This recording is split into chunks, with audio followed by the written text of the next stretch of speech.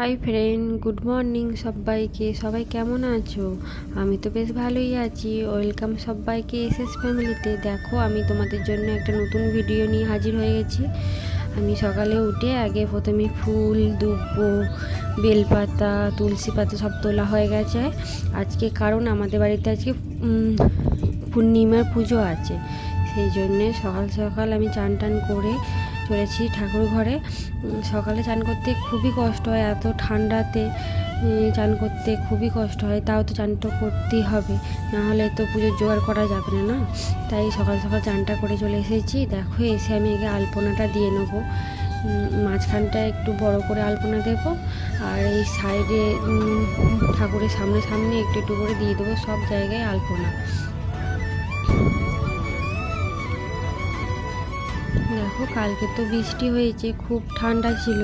আজকে সকাল সকাল এত সুন্দর রোদ উঠেছে, এত ভালো লাগছে না, কি বলবো।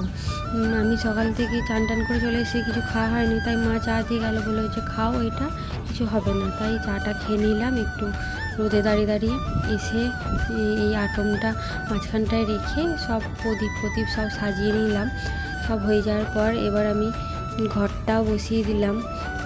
সব রেডি মোটামুটি হয়েই গেছে আমার। এবার ফলটা কাটলেই হয়ে যাবে।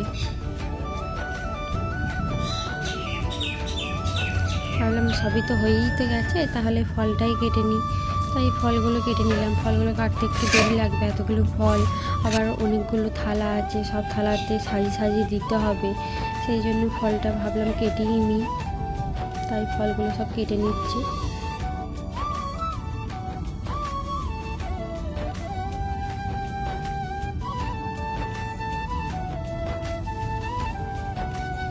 মধ্যে কাদের বাড়িতে পূর্ণিমার পুজো হয়, আই থিঙ্ক সবারই বাড়িতেই হয়।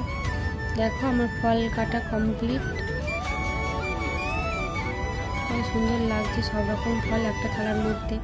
আটমটা এখনও সাজানো হয়নি, যেহেতু পান নেই তাই আটমটা সাজানো হয়নি। মা বড় মা পান দিয়ে যাবে, তারপর আটমটা সাজানো হবে। দেখো, এটা একটা রূপোর সিংহাসন, এর মধ্যেই শিলামূর্তিটা রেখে পুজো করা হবে। মাঝখানটায় বসবে, এই জায়গাটায় বসবে।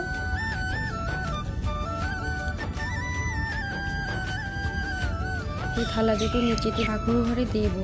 দেখো, আমাদের আটমটা সাজানো হয়ে গেছে, মা সাজিয়েছে, আমি সাজাইনি। আর আমি নিচেতে কাজ করছিলাম, তাই মা চান টান করে এসে সাজিয়ে দিয়েছি। তোমাদের যদি আমার ভিডিও ভালো লেগে যায়, লাইক কমেন্ট শেয়ার করে দিয়ে একটু পাশে থেকে সবাই।